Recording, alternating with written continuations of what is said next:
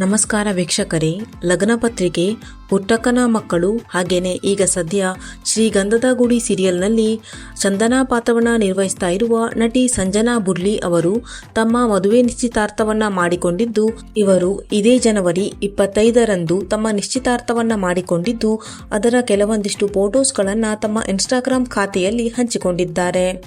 ಇನ್ನು ಇವರು ಸಮರ್ಥ್ ಎನ್ನುವ ಒಬ್ಬ ಡಾಕ್ಟರ್ನೊಂದಿಗೆ ತಮ್ಮ ನಿಶ್ಚಿತಾರ್ಥವನ್ನ ಮಾಡಿಕೊಂಡಿದ್ದು, ಅದರ ಕೆಲವೊಂದಿಷ್ಟು ಫೋಟೋಸ್ಗಳನ್ನು ನೀವು ಈ ವಿಡಿಯೋದಲ್ಲಿ ನೋಡಬಹುದಾಗಿದೆ.